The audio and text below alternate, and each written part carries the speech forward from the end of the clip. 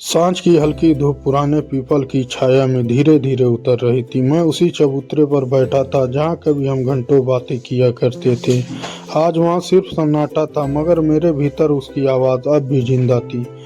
लोग कहते थे समय सब कुछ बदल देता है, मगर उन्हें कौन समझाता कि कुछ लोग समय नहीं बनते, आदत बन जाते हैं।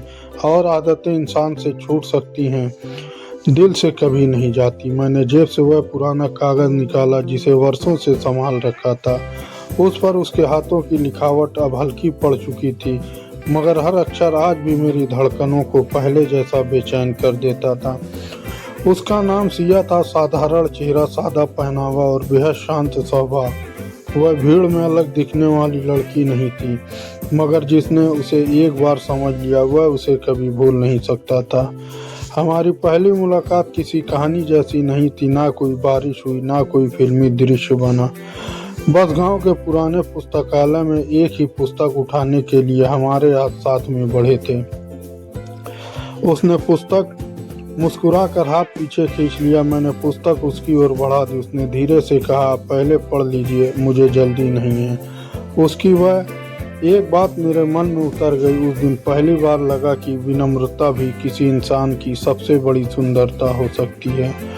इसके बाद हमारी मुलाकातें बढ़ने लगी, कभी मंदिर के रास्ते पर, कभी खेतों के मोड़ के पास, कभी पुस्तकालय के शांत कोने में। हम घंटों बातें करते। बातें भविष्य की नहीं होती, बातें छोटी छोटी खुशियों की होती, जिन्हें सुनकर जीवन आसान लगने लगता। एक दिन उसने मुस्कुरा कर पूछा, अगर मैं कभी दूर चली गई तो क्या करोगे? मैंने बिना सोचे उत्तर दिया, सांस लेना नहीं छोड़ूंगा, मगर जीना भूल जाऊंगा। वह हंस पड़ी, मगर उसकी आंखों में अचानक एक अजीब सी नमी उतर आई। मैंने उस समय उस नमी का अर्थ नहीं समझा। धीरे धीरे हमारा रिश्ता पूरे गांव की चर्चा बनने लगा। कुछ लोग को हमारा साथ अच्छा लगता, कुछ लोगों को दो लोगों की खुशी हमेशा की तरह चुभने लगी। सिया हमेशा एक बात कहती थी, प्रेम वही सच्चा होता है जहाँ विश्वास सांसों से भी गहरा हो। मैं हर बार मुस्कुरा कर कहता, तुम्हारे विश्वास को कभी टूटने नहीं दूंगा। उसने मेरी ओर देखकर कहा, वादा करने से पहले सोच लेना, क्योंकि टूटे हुए विश्वास की आवाज़ बाहर नहीं आती, वह भीतर ही भीतर इंसान को तोड़ देती है। उसकी यह बात मेरे मन में कहीं ना कहीं बस गई, मगर शायद जीवन ने मेरे लिए कुछ और ही लिख रखा था। कुछ महीनों बाद मुझे शहर में काम मिल गया। घर की जिम्मेदारियां बढ़ चुकी थी। मैं चाहता था जल्दी कमा कर लौटूं, फिर सिया का हाथ हमेशा के लिए थाम लो। जाने वाले दिन वह मुझे बस अड्डे तक छोड़ने आई। उसने कोई बड़ी बात नहीं की, बस मेरी कलाई पर एक साधारण धागा बांध दिया। उसने धीमे स्वर में कहा, जब कभी अकेलापन लगे इसे देख लेना, तुम्हें लगेगा कि मैं यही हूँ। मैंने उसकी आंखों में देखते हुए कहा, मैं बहुत जल्दी लौटूंगा। उसने मुस्कुराने की कोशिश की, मगर उस मुस्कान में छिपा डर मैं पढ़ नहीं पाया। शहर पहुंचते ही जीवन बदल गया। सुबह से रात तक काम, थकान, जिम्मेदारियां और भविष्य की चिंता, मगर हर रात सोने से पहले मैं उसी धागे को देखता। सिया नियमित पत्र भेजती थी। हर पत्र में वही अपनापन होता, वही भरोसा, वही इंतजार। वह लिखती थी, तुम्हारी मेहनत ही तुम्हारी खुशियों का रास्ता बनेगी। मैं इंतजार कर सकती हूँ, बस अपने मन को कभी मत बदलना। मैं हर पत्र पढ़कर भावुक हो जाता, फिर उत्तर लिखता, अपने सपनों का, अपने संघर्षों का और अपने लौट आने के वादे का। समय धीरे धीरे आगे बढ़ता गया। इसी बीच मेरे साथ काम करने वाली एक लड़की ने मुझसे बात करना शुरू किया। उसका स्वभाव खुला हुआ था। वह हर समय किसी से हंसकर बात करती। मैंने कभी उसके बारे में अलग तरह से नहीं सोचा, मगर दुनिया को सच से ज़्यादा कहानी गढ़ना पसंद होता है। एक दिन गांव में किसी ने सिया से कह दिया, तुम जिसका इंतजार कर रही हो वह शहर में किसी और के साथ दिखाई देता है। सिया ने उस बात पर विश्वास नहीं किया। उसने मुस्कुरा कर कहा, जिस पर भरोसा हो वह दूसरों के बारे में बात नहीं सुनी जाती, मगर झूठ अगर बार बार बोला जाए तो सच जैसा लगने लगता है। कुछ दिनों बाद किसी ने जानबूझकर मेरी एक तस्वीर उसके पास पहुंचा दी। तस्वीर में मैं उसी लड़की के साथ खड़ा था। वह किसी उत्सव का साधारण चित्र था, मगर उसे ऐसा रूप दिया गया था, कुछ बदल गया। सिया ने कई रातें जाग कर बिताई। उसने मुझे पत्र लिखा, मगर वह पत्र मेरे पास कभी नहीं पहुंचा। मैंने उसे कई पत्र भेजे, मगर उनमें से कोई भी उसके हाथ तक नहीं पहुंचा। दोनों तरफ शब्द रास्ते में खोते रहे, मगर दोनों तरफ भरोसा धीरे धीरे अकेला पड़ता गया। एक दिन अचानक उसके पत्र आने बंद हो गए। मैं बेचैन हो उठा, हर शाम डाकिये से पूछता, हर सुबह प्रतीक्षा करता, मगर हर दिन सिर्फ निराशा मिलती रही। आखिर मैंने निश्चय किया कि अब और इंतजार नहीं, मैं स्वयं गांव लौटूंगा। जो भी सच होगा उसकी आंखों में देखकर जानूंगा। जब मैं गांव पहुंचा तो सबसे पहले उसी पीपल के पेड़ के पास गया जहां हमारी अनगिनत यादें सांस लेती रहीं। मगर वहां सिया नहीं थी। मैंने चारों ओर नजर दौड़ाई, हवा पहले जैसी थी, पेड़ पहले जैसा था, मगर मेरा संसार जैसे कहीं गुम हो चुका था। उसी समय पीछे से किसी ने धीरे से मेरा नाम पुकारा। पीछे मुड़कर देखा तो सामने सिया की बचपन की सहेली खड़ी थी। उसकी आंखों में अपनापन भी था और एक गहरी शिकायत भी।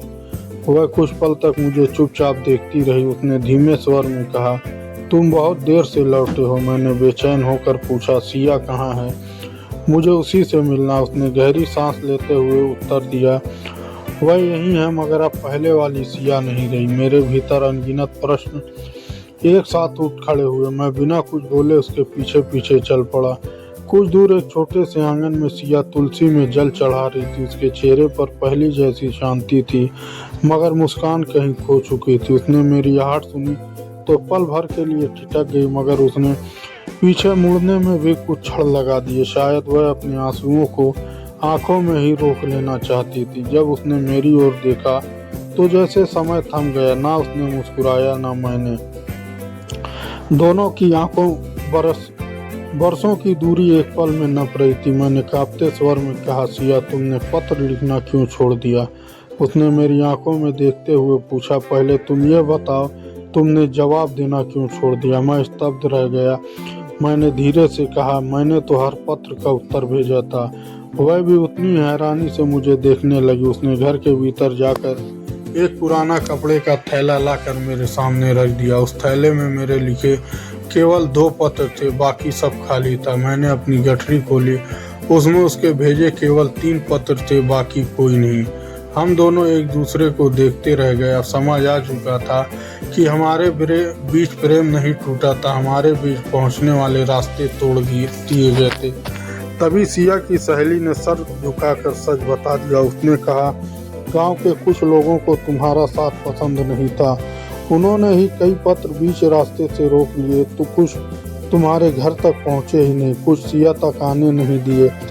यह सुनकर मेरे पैरों तले जैसे जमीन खिसक गई। इतने वर्षों का दर्द किसी एक झूठ की देन था। मैंने सिया के सामने हाथ जोड़ दिए। मैंने भर्राई आवाज में कहा, मुझे क्षमा कर दो। मुझे उसी समय लौट आना चाहिए था। मुझे तुम्हारे विश्वास तक खुद पहुंचना चाहिए था। सिया की आंखों से आंसू बह निकले। उसने कहा, गलती सिर्फ तुम्हारी नहीं थी, मेरी भी थी। मुझे दूसरों की बातों से नहीं, तुम्हारी आंखों से सच पूछना चाहिए था। मैंने भरोसा किया, फिर उसी भरोसे पर संदेह भी कर लिया। कुछ पल बाद दोनों चुप रहे। हवा में वर्षों की खामोशी घुल रही थी। मैंने धीरे से कहा, अगर आज भी तुम्हारे मन में मेरे लिए कोई स्थान है तो मैं फिर से चलना चाहता हूँ जहाँ हम बिछड़े थे। सिया ने शांत स्वर में उत्तर दिया, प्रेम लौट सकता है, मगर आत्मसम्मान लौटने में समय लगता है। उसकी बात सुनकर मैंने सर झुका लिया। वह आगे बोली, मैंने तुम्हारा इंतज़ार किया, बहुत किया। फिर एक दिन समझ गई कि किसी का इंतज़ार करते करते स्वयं को खो देना भी ठीक नहीं। मैंने अपने जीवन को संभाला, अपने माता पिता का सहारा बनी, अपने सपनों को फिर से जीना सीखा। अब मैं किसी सहारे की नहीं, अपने विश्वास के सहारे जीती हूँ। उसकी हर बात मेरे भीतर उतरती चली गई। मैंने कहा, मैं तुम्हें खोना नहीं चाहता। सिया हल्का सा मुस्कुराई। उसने कहा, अगर हमारा प्रेम सच्चा है तो उसे किसी जल्दबाजी की ज़रूरत नहीं। पहले हम दोनों फिर से विश्वास कमाएंगे, इस बार वादों से नहीं, अपने व्यवहार से। उस दिन के बाद हमने कोई बड़ा निर्णय नहीं लिया। हमने बस एक दूसरे से सच बोलने का वचन लिया। मैं गांव में ही रहने लगा। हम पहले की तरह रोज़ नहीं मिलते, मगर जब भी मिलते मन में कोई छिपी बात नहीं रखते। धीरे धीरे दोनों परिवारों की दूरियां मिटने लगी। जिन लोगों ने कभी हमारे बीच गलतफहमियां बोई थी वो सभी समय के सामने शांत हो गए। एक दिन उसी पीपल के पेड़ के नीचे सिया ने मेरी कलाई पकड़ी। उसने मुस्कुरा कर कहा, याद है मैंने एक धागा बांधा था, मैंने अपनी कलाई आगे कर दी।